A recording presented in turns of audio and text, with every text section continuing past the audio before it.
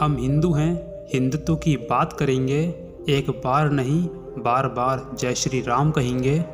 नमस्कार दोस्तों, आज की इस वीडियो में हम बात करेंगे प्रभु श्री राम से मिलने वाली 5 महत्वपूर्ण बातों के बारे में, जिनसे आपको बहुत कुछ सीखने को मिलेगा।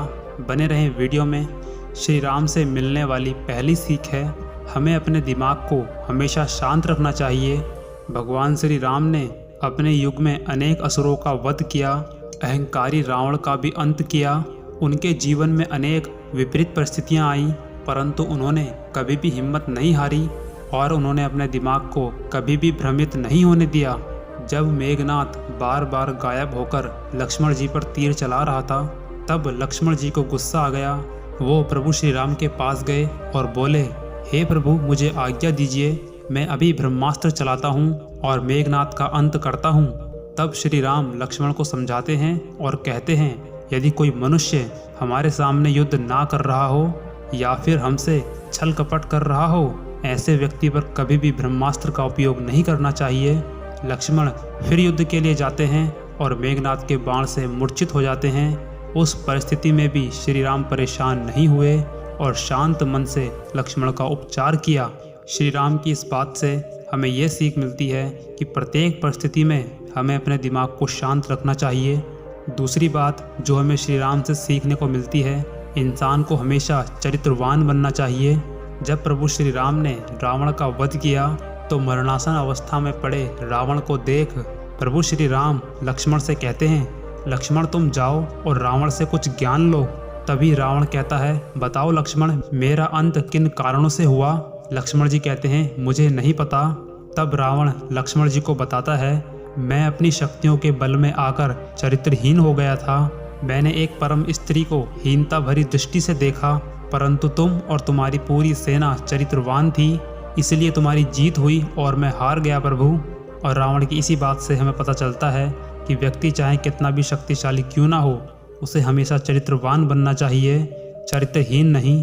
और प्रभु श्री राम से मिलने वाली तीसरी महत्वपूर्ण सीख है, मनुष्य को अपने जीवन में प्रत्येक व्यक्ति से एकता बनाकर रखनी चाहिए, फिर चाहे वह परिवार में हो या समाज में हो। महाराजा दशरथ के चारों बेटों का चरित्र अलग अलग था, परंतु फिर भी चारों के बीच एकजुटता थी, एकता थी और संकट के समय भी सभी एक साथ खड़े थे। आप अपने जीवन में कहीं भी पहुंच जाएं, कितने भी बड़े हो जाएं, यदि आपके पास अपने ही नहीं हैं तो फिर वह सफलता किसी काम की नहीं है। क्योंकि प्रभु श्री राम एक राज परिवार के थे। यदि वे चाहते तो केवट को गले नहीं लगाते और शबरी के झूठे बेर नहीं खाते, लेकिन उन्होंने ये सब कुछ किया ताकि वह सामाजिक समानता का संदेश इस पूरी दुनिया को दे सकें। जब लंका पर चढ़ाई करनी थी तो उन्होंने वानरों की सेना को भी अपने साथ ले लिया, सबको संगठित किया, सबको संगठन में रखा, तब जाकर लंका पर विजय हासिल की। इससे हमें यह सीख मिलती है, जीवन में एकता बनाए रखिए, हमेशा संगठन में रहिए। प्रभु श्री राम के जीवन से चौथी बात हमें सीखने को मिलती है, कभी भी अनुचित भाषा का प्रयोग नहीं करना चाहिए। भगवान श्री राम ने अपने संपूर्ण जीवन काल में कभी भी अनुचित भाषा का प्रयोग नहीं किया। वह हर किसी का मुस्कुराकर स्वागत करते थे, सबको गले लगाते थे। प्रभु श्री राम ने ये कभी याद नहीं रखा कि किसने उनके साथ कैसा व्यवहार किया, बदले में उन्होंने सबके साथ अच्छा किया। जब विभीषण प्रभु श्री राम की शरण में आया, तब भी उन्होंने उस पर शक नहीं किया और उनका स्वागत किया और हाथ जोड़कर उन्हें अपनी शरण में ले लिया।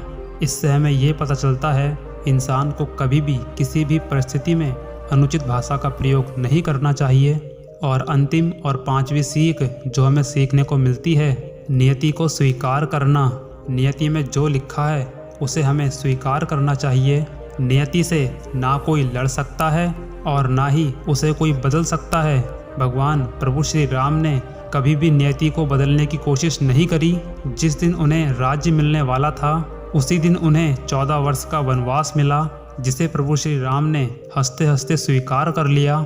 उन्होंने कभी भी जिंदगी से कोई शिकायत नहीं की। इससे हमें ये पता चलता है कि जीवन में चाहे कैसी भी परिस्थिति हो, हमें उससे घबराना नहीं चाहिए तथा जो कुछ भी हो रहा है उसे भगवान के ऊपर छोड़ देना चाहिए और हमेशा अपना नित्य कर्म करना चाहिए। उम्मीद करता हूँ आपको ये वीडियो ज़रूर पसंद आई होगी। मिलते हैं जल्दी किसी नए टॉपिक पर, तब तक के लिए जय श्री राम।